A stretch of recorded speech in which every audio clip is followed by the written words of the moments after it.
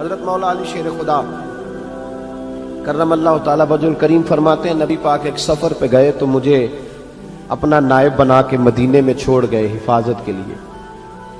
میری باتوں کی سمجھ تو آ رہی ہے نا آپ حضرات کو؟ حضور مجھے چھوڑ گئے، کہتے ہیں میرے پاس مال غنیمت کے تھوڑے سے پیسے تھے، میں سونے کا ایک ہار لایا، ایک لاکٹ لایا اور سیدہ فاطمہ کو تحفہ دیا. پہلی دفعہ سونے کا ہار انہوں نے پہن لیا.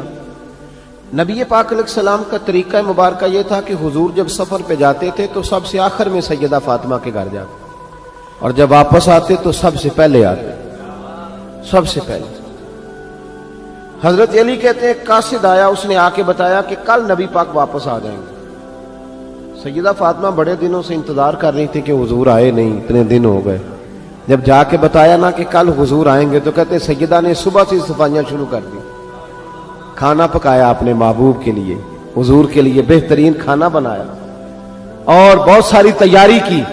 کہتے ہیں حضور آئے، حسب روایت حسب عادت، وہی مبارک عادت جو محبوب کی ہمیشہ سے تھی. نبی پاک آئے، پہلا قدم سیدہ فاطمہ کے گھر میں رکھا، السلام علیکم کہا اور سیدہ نے وعلیکم کہا تو حضور نے ان کا چہرہ دیکھا تو واپس چلے گئے.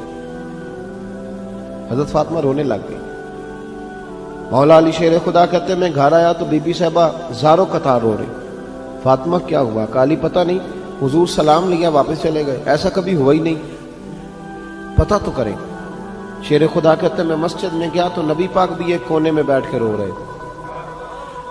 میں نے کہا یا رسول اللہ آپ یہاں رو رہے ہیں، فاطمہ وہاں رو رہی ہے، بات کیا ہے؟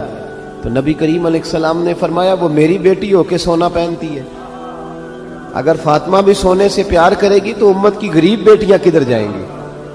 وہ بھی سونا پہننے لگ گئی ہے، وہ بھی اگر یہ کام کرے گی تو غریبوں کی بچیاں کس کے طریقے پہ چلیں گی؟ وہ بھی سونا پہنتی ہے. حضرت علی کہتے ہیں میں نے کہا یا رسول اللہ انہوں نے نہیں پہنا، وہ تو میں نے لا کے دیا ہے، انہوں نے خواہش نہیں کی. تو محبوب نے فرمایا اسے جا کے بتاؤ. حضرت فاطمہ الزہرا رضی اللہ تعالی عنہا کو جا کر کے بتایا گیا کہ محبوب پاک تو اس بات سے آپ سے ناراض ہے. حضرت فاطمہ نے اسی وقت سونا اتارا، کہا علی جو مدینے میں سب سے غریب گھر ہے اسے دے آ جا کے. بھائی نبی پاک نے انہیں سادگی میں رہنا، پاکیزگی میں رہنا سکھایا، انہیں حسن سکھایا، انہیں عبادت سکھائی. نبی پاک علیہ السلام، یہ تو ساری دنیا بیان کرتی ہے کہ امام حسین نبی پاک کے کندھے پہ بیٹھ جاتے تھے سجدے کے عالم میں تو 72 تسبیحیں حضور پڑھتے تھے. پتہ ہے حضور سکھاتے کیا تھے؟ نبی پاک امام حسین کو سجدہ کرنا سکھا رہے تھے. حضور سجدہ کرنا سکھا رہے تھے، سجدہ کرنا. پورے کربلا کے واقعے میں کسی جگہ بھی امام حسن اور امام حسین نے کسی ایک مقام پہ بھی یزیدیوں سے کوئی مطالبہ نہیں کیا، کوئی بات نہیں منوائی، کہا جو تمہاری مرضی. ایک بات صرف کی، ایک گزارش، توجہ ہے میری بات پر، ایک بات صرف کی، ایک مطالبہ رکھا. جب 9 محرم کو عمر بن سعد نے، شمر نے، ان سب نے کہا نا کہ حسین جہاں اب بات ختم ہو گئی، یا بیعت کرو یا جنگ کرو، تو امام حسین نے فرمایا مجھے ایک رات کی مہلت دو. علی کے بیٹے مہلت مانگ سکتے ہیں؟ بولے نا یار، مہلت مانگتے تھے وہ، کیا ضرورت تھی؟ امام حسین نے فرمایا مجھے مہلت دے، ایک رات رہ گئی ہے، میں راج کے سجدے کرنا چاہتا ہوں. سجدوں کے لیے مہلت مانگی، سجدوں کے لیے. توجہ ہے میری بات پر؟ محفلیں لمبی، نمازیں چھوٹی. 24 گھنٹے آپ کسی کو بٹھا لیں باہر، وہ بیٹھا رہے گا، گپے لگائیں. نماز کا ٹائم ہوگا تو پتہ نہیں کیا ہو جاتا ہے، لوگوں دوڑ گئے، او ہو نماز پڑھنی پڑ جائے گی. ایسے لگتا جیسے کوئی بہت مشکل مرحلہ آن پڑا. بھائی کربلا والوں کا تو پیغام ہی نماز ہے، ان کا تو طریقہ ہی نماز ہے. امام حسین نے کہا ایک رات کی مہلت، فقط اس لیے کہ میں کھل کے نمازیں پڑھ لوں. ساری رات بڑی باتیں تھی نا، بڑی باتیں. سیدہ زینب سے دکھ سکھ کر سکتے تھے ساری رات، امام زین العابدین کو بڑی باتیں بتا سکتے تھے، بڑا کچھ ہو سکتا تھا. لیکن امام زین العابدین کہتے ہیں ساری رات حسین ابن علی نے سر سجدے سے نہیں اٹھایا. چل تو اس طرح کر، امام حسین تو ساری زندگی ساری رات پڑھتے رہے نا، تو چل ایک رات کی عبادت کر ان کے نام پر، ایک رات ساری جاگ. نہیں نا تسی ہاں کی تھی، ایک رات کہی ہے میں نے. بڑا مشکل ہے ہمارے لیے. آپ یقین کریں مسلح، اور پھر کسی نے ہمیں کان میں بتا دیا کہ تسی نسبت آ لے ہو، تسی بخشے ہو، اے کوئی پکی گل دس گیا ساتھ، اس میں کوئی شک نہیں کہ نسبت سے ہی بخشے جائیں گے۔ لیکن امام حسین ڈائریکٹ نواسے ہیں نبی پاک کے، اگر وہ نسبت کے باوجود بھی ساری ساری رات نماز پڑھتے ہیں، تو کس قسم کا نسبت والا ہے کہ 10 محرم کو بھی تیری ساری قضا ہو جاتی ہے، ساری قضا چھٹی، ہم نسبت والے ہیں۔ بس نسبت کا یہ معیار ہوتا ہے، نسبت کا معیار یہ ہوتا ہے کہ جو محبوب نے کیا وہ ہم نے کر کے چھوڑنا ہے، وہ کام کرنا ہے۔ اور پھر اہل بیت نبوت کا اسوہ حسنہ پردہ ہے، پردہ۔ بڑی گمراہی آ گئی ہے امت میں۔ اب جو بچی MA MBA کر لیتی ہے، وہ سب سے پہلے یہ مطالبہ کرتی ہے کہ ہمارے حقوق برابر کے۔ اسلام نے عورت کو برابر کے حقوق نہیں دیے، عزت والے حقوق دیے۔ کون سے حقوق دیے؟ بولیے۔ میں ایک یونیورسٹی میں تھا تو ایک بچی نے پیغام دیا، کہنے لگی جی، بچیاں بھی تھی پردے میں بیٹھی ہوئی، لیکچر یونیورسٹی میں ہو رہا تھا، تو اس نے کہا جی عورت کا تو گھر ہی کوئی نہیں ہوتا، عورت کا تو گھر ہی کوئی نہیں، تو ہم کدھر جائیں؟ میں نے کہا چلیں ادیبانہ انداز میں یہ بات درست ہے، لیکن حکیمانہ انداز میں درست نہیں۔ عورت کی تو اللہ تعالیٰ نے ذمہ داری بڑی شاندار رکھی ہے۔ جب تک باپ جوان ہوتا ہے نا، توجہ ہے میری بات پر، جب تک باپ جوان ہوتا ہے تو بیٹی اس کے گھر رہتی ہے، اور جب بچی جوان ہوتی ہے، ابا تھوڑا بوڑھے ہونے لگتا ہے نا، تو اللہ تعالیٰ خامد کی ڈیوٹی لگا دیتا ہے عورت پر، اور جب خامد تھوڑا بوڑھا ہونے لگ جاتا ہے تو بچے جوان ہو جاتے ہیں۔ تو میں نے کہا بی بی تو سمجھی نہیں، تو کہتی ہے میرا گھر کوئی نہیں، رب کریم نے تو تیرا محافظ ہمیشہ جوان آدمی کو رکھا ہے، جوان کو، کبھی باپ کو، کبھی بھائی کو، کبھی بیٹے کو، کبھی شوہر کو۔ تو یہ کیسے؟ اسلام نے تو تیرے لیے جوان خون تیرا محافظ رکھا، اگر تو سمجھے۔ حضرت فاطمہ نے ساری زندگی پردے میں گزاری، ان کا ننگا سر کبھی سورج نے بھی نہیں دیکھا۔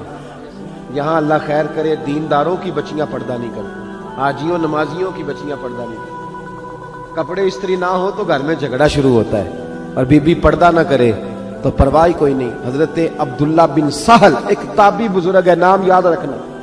عبداللہ بن سہل کہتے ہیں سیدہ زینب جب کربلا سے واپس آئیں تو وہ میری پڑوسن تھی، 15 سال کہتے میں ان کا پڑوسی رہا ہوں، 15 سال، 15، امام شورانی نے اس کو لکھا ہے، 15 سال میں حضرت زینب کا پڑوسی رہا۔ کبھی ہوتا ہے نا کہ بی بی برقع پہن کے باہر نکل آتی ہے، بازار جانا ہے، دوائی لینی ہے، کوئی کام ہے، کہتے ہیں 15 سال میں پڑوسی رہا، پر میں نے پردوں میں چھپی ہوئی زینب بھی کبھی نہیں دیکھی۔ ہوتا ہے نا برقعے میں بندہ بی بی دیکھ لیتا ہے، میں نے پردے میں چھپی ہوئی بھی بی بی کبھی نہیں دیکھی۔ تو کربلا والوں کا تو طریقہ پردہ ہے، ان کا طریقہ، اب آخری بات سنیں، کربلا والوں کا طریقہ حوصلہ ہے، ہمت ہے۔ ہمارے ہاں نا خودکشیاں عام، جھگڑا عام، لڑائی عام، اس کی وجہ یہ کہ حوصلہ کوئی نہیں، ذرا سی بات کوئی بندہ برداشت کرنے کو تیار۔ اہل بیت کا جو طریقہ ہے نا وہ حوصلہ ہے، وہ صبر ہے، اور چلے محبت کی بات ہے کر دیتا ہوں۔ ایک بابا جی سے میں نے پوچھا، میں نے کہا جناب صحت کیسی ہے؟ کہ دکھا نہیں وڈیریاں کر چڑیا۔ میں کہا کنی عمر ہے تہاڈی؟ کہندا میں عمر تے ابھی 76 کو سال ہے۔ تو میں کہا دکھاں تو بغیر بھی ہوں تو وڈیریا ہی ہونا سی، بس کر دے، دکھوں کو بدنام کیا ہوا بلا وجہ، اب بس کریں۔ وڈیرے ہونا تھا کہ نہیں ہونا تھا؟ تو نہ دکھاں دا لا دیتا ہے۔ ہجوم غم میں بھی توہین نے ضبط غم نہ ہوئی، ہم تو اس احتیاط سے روئے کہ آنکھ نم نہ ہوئی۔ اللہ والے تو مطلب شکوہ کرنا ہر وقت شکوہ، حوصلہ ہی کوئی نہیں، سکون ہی کوئی نہیں، پریشانی بڑی ہے جی، آزمائش بڑی ہے۔ کبھی آپ نے کہیں سنا ہے کہ واقعہ کربلا کے بعد حضرت زینب معاذ اللہ نفسیاتی مریض ہو گئی تھی؟ امام زین العابدین، سیدہ سکینہ، حضرت صغرا، وہ حوصلے میں رہے، وہ توانا رہے۔ امام زین العابدین نے اس کے بعد بھی کئی دفعہ پیروں میں بیڑیاں پہنی، کئی دفعہ سادات کا خاندان چلا۔ یہ جو داتا علی اجویری نے آ کے آپ کو کلمہ پڑھایا، یہ بھی سید زادے ہیں، سیدوں کا قافلہ رکا نہیں، یہ خواجہ اجمیری بھی سید زادے، غوث پاک جیلانی بھی سید زادے، یہ سادات کا سلسلہ چلتا رہا۔ بار بار آ کے امت کی قیادت کی ان لوگوں نے۔ جب دیکھیں نا یہاں کسی بندے کا کٹا ہوا ہاتھ پھینکا جائے نا، بلکہ انگلی پھینک دی جائے، تو لوگ ڈر کے بھاگ جائیں گے، کسی کا، اپنے کسی کا نہیں، کسی کا، کیونکہ انسان کا وجود کٹ جائے تو دہشت پیدا ہوتی ہے، آپ ڈر کے بھاگ جائیں گے۔ امام حسین کا کٹا ہوا سر، توجہ ہے میری بات پر؟ ذرا غور کرنا، بندے کا سر کٹ جائے، ہم سنتے ہیں بات پر غور نہیں کرتے۔ دھاڑ ان کا پڑا تھا کربلا میں، کٹا ہوا سر، زلفیں، پگڑی، کٹا ہوا سر نیزے پہ، آگے آگے سر جا رہا ہے، پیچھے سیدہ زینب جا رہی ہے، با پردہ یزید کے دربار میں پہنچی، بی بی صاحبہ پردے میں بیٹھ گئی۔ یزید کہنے لگا دیکھ لو، اللہ نے مجھے عزت دی اور میرے دشمنوں کا معاذ اللہ کیا حال ہوا۔ جب اس نے یہ کہا نا تو حضرت نعمان بن بشیر صحابی بیٹھے تھے، اور ساتھ کہتے ہیں میرے ایک نابینا صحابی بھی بیٹھے تھے۔ حضرت نعمان بن بشیر کہتے ہیں کہ جب اس نے یہ کہا نا کہ اللہ نے مجھے عزت دی اور نقل کفر کفر نہ باشد، میرے دشمنوں کا یہ حال ہوا، تو کہتے ہیں سیدہ زینب وہاں سے اٹھ کے کھڑی ہو گئی، با پردہ سیدہ زینب کھڑی ہوئی، اور فرماتے ہیں اس طرح نہیں کھڑی ہوئی کہ بیویاں روتی ہیں تو کہتی ہیں ہائے یہ ہو، اس طرح نہیں، حوصلہ، ہمت، اور جس طرح کوئی سیاںا خطیب خطبہ پڑھتا ہے اس طرح سیدہ نے خطبہ پڑھا، پہلے اللہ کی حمد کی، پھر نبی پاک پہ درود پڑھا، اور پھر قرآن پاک کی آیت پڑھی وَتُعِزُّ مَن تَشَاءُ وَتُذِلُّ مَن تَشَاءُ، یہ آیت پڑھی۔ کہتے سیدہ کی آواز میں وہ روب تھا، وہ گرج تھی، وہ وقار تھا، وہ اطمینان تھا کہ وہ نابینا صحابی میرا گھٹنا ہلا کے کہنے لگے نعمان علی آ گئے ہیں دربار میں، علی آ گئے ہیں، جبریل امی بول رہے ہوں جیسے، حکمت کے گوہر رول رہے ہوں جیسے، دربار دمشق میں بی بی زینب کا خطاب منبر پہ علی بول رہے ہوں جیسے۔ کہا یہ تو حضرت علی کی آواز، علی آ گئے کیا، علی آ گئے۔ سیدہ زینب فرمانے لگی یزید تیری حکومت ہے اور تو کہتا ہے کہ اللہ نے تجھے عزت دی، ذرا وقت بدلنے دے، ذکر تیرا بھی ہوگا پر تجھ پر لوگ لعنت برسائیں گے، اور جب میرے حسین کا ذکر ہوگا تو خطیب جمعے کے خطبے میں ذکر کیا کریں گے، خطبوں میں میرے نام۔ بھائی حوصلہ پیدا کرے زندگی میں، ہمارے اندر حوصلہ نہیں رہا، حوصلہ نہیں، توانائی نہیں، ذرا ذرا سی بات پہ ہم بگڑتے ہیں، ناراض ہو، اپنی طبیعتوں کو اکٹھا کریں۔ پہلا سبق یہ عرض کیا ہے کہ اہل بیت سے پیار کریں، بحث چھوڑ دیں، صحابہ سے پیار کریں اور بحث، نبی پاک کا میلاد منائیں اور بحث کرنی چھوڑ دیں۔ اور دوسری بات یہ کہ اہل بیت کا طریقہ فقر و فاقہ ہے، ان کا طریقہ سخاوت ہے، ان کا طریقہ پردہ ہے، ان کا طریقہ عبادت ہے، ان کا طریقہ حوصلہ ہے، حوصلہ مند زندگی گزاریں، توانائی والی